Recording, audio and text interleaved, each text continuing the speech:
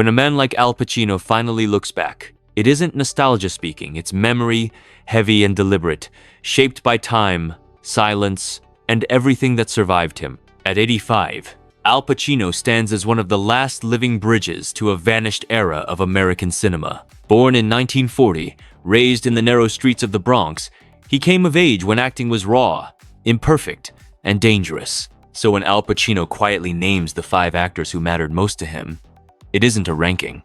It's a life revealed through the people who shaped it. The first name Pacino always returns to is Marlon Brando. Pacino didn't discover Brando the way audiences did, through headlines or awards.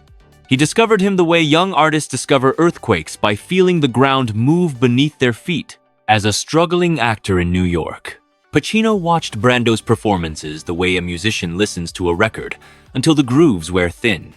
There was something unsettling about Brando. He didn't seem to perform. He arrived. His presence carried weight even in stillness, and that unnerved everyone else in the room. For Pacino, Brando represented freedom. Before Brando, acting felt formal, controlled, polite. After Brando, it became intimate and unpredictable. Pacino once said that Brando didn't play characters, he inhabited them so fully that the audience had no choice but to follow. Watching him taught Pacino that restraint could be louder than shouting, that silence could bend a scene more than dialogue ever could. Brando didn't chase attention. He allowed it to find him. That lesson became foundational. When Pacino finally stood opposite Brando in The Godfather, he wasn't just acting alongside a legend, he was facing the very force that had rewritten his understanding of the craft. On that set, Pacino was still doubted by the studio, still unsure of his footing. Brando, already a myth, offered no lectures, no guidance. He simply existed. And in watching him, Pacino learned more than years of formal training could offer. He learned how to trust stillness, how to let moments breathe, how to let the audience lean forward instead of reaching out to grab them. Brando showed Pacino that acting wasn't about impressing, it was about revealing. That vulnerability wasn't weakness, it was truth. Pacino absorbed that lesson deeply, carrying it into every role that followed. From Michael Corleone's quiet menace to Serpico's unraveling intensity, you can trace Brando's influence not in imitation, but in permission. Permission to pause, permission to feel, permission to leave space. Even decades later, Pacino speaks of Brando not with nostalgia, but reverence. Not because of awards or reputation, but because Brando changed what acting was allowed to be. He made room for imperfection, for hesitation, for humanity. And for Pacino, that gift mattered more than anything else. Listening to Pacino reflect now, you realize Brando wasn't simply an influence, he was a turning point. The moment acting stopped being performance and became presence. And at 85, with nothing left to prove, Pacino still measures truth against the standard Brando set. That is where his story begins. The second name Al Pacino speaks with unmistakable gravity is Robert De Niro. Some relationships are built on familiarity. Others are built on recognition. When Pacino talks about De Niro, it's clear he saw something of himself reflected back, only colder, quieter, and just as dangerous. They came from similar worlds, shaped by the same post-war America, the same method traditions, the same belief that acting wasn't decoration, it was excavation. But where Pacino burned outward, De Niro burned inward. Pacino first encountered De Niro not as a collaborator, but as a presence. Watching him work felt less like observation and more like pressure. De Niro didn't announce himself. He didn't push emotion toward the camera. He waited. He listened, and that patience unsettled everyone around him. Pacino once described working with De Niro as stepping into a space where everything mattered more. Every pause, every breath, every glance. Nothing was wasted. Their most famous encounter in Heat is often remembered for what it contains, but Pacino remembers it for what it withholds. Two men sitting across from each other, saying almost nothing, yet revealing everything. Pacino admitted he was nervous before filming that scene, not because of the lines, but because of De Niro's stillness. "You don't act with Bob," he once said. "You act around him." De Niro created gravity, and you had to decide how to move within it. What Pacino respected most was De Niro's discipline. his refusal to cut corners, his willingness to disappear entirely into character without ever asking for attention. Watching De Niro in Raging Bull forced Pacino to question his own limits. Was he pushing hard enough? Was he going deep enough? De Niro didn't challenge Pacino with words. He challenged him with example. And that, to Pacino, was the purest form of respect. Over time, the relationship never softened into comfort. It remained sharp, focused, exacting. They didn't bond over small talk or shared nostalgia. They bonded over craft, over the understanding that great acting isn't about dominance, it's about balance. Fire needs ice. Chaos needs control. In De Niro, Pacino found an equal who refused to blink. The third name takes the story further back, into memory and loss.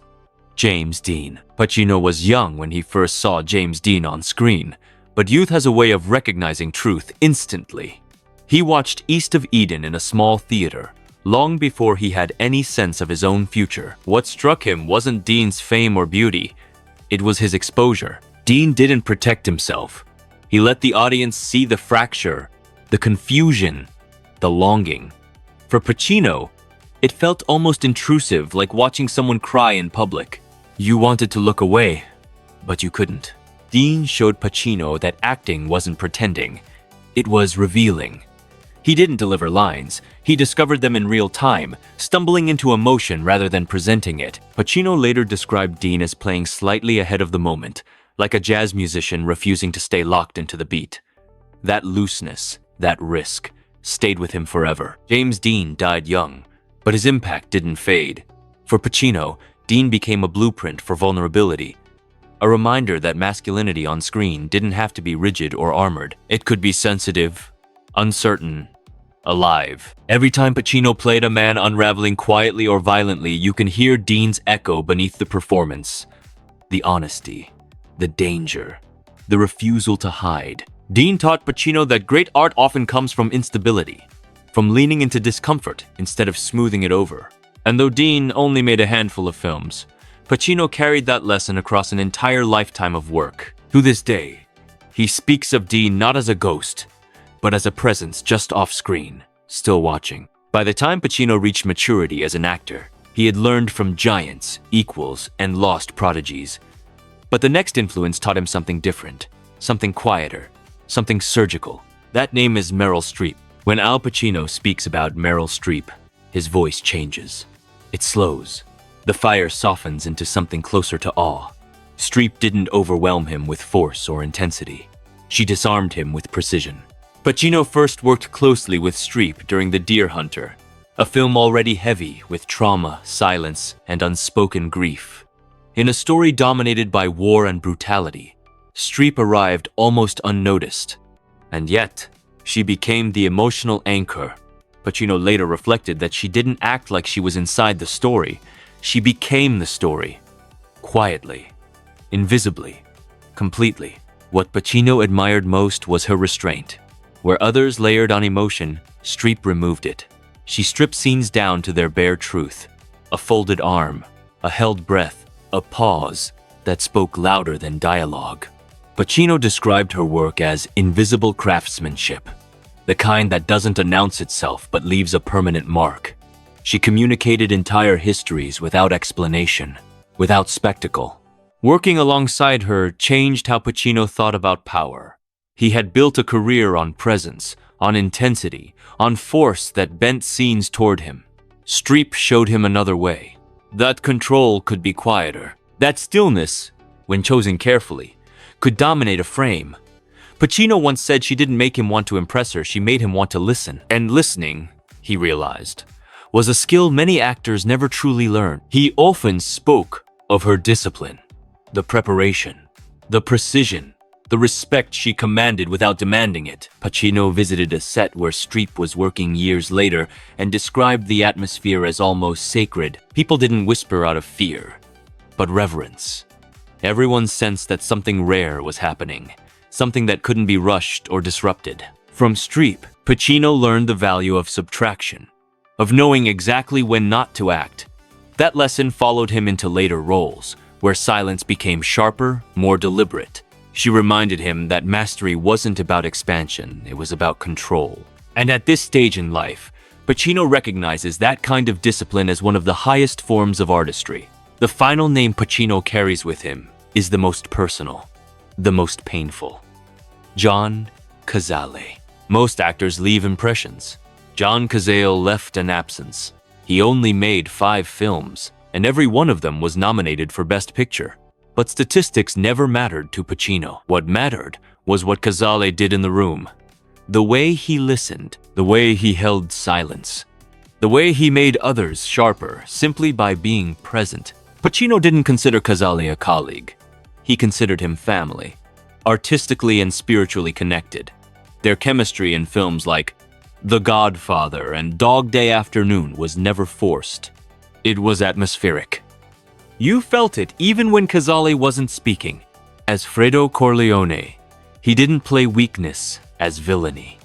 He played it as pain, as a wound that never closed. Pacino once said that all he ever wanted was to keep working with John, not because he stole scenes, but because he deepened them. Cazale didn't chase moments, he buried them.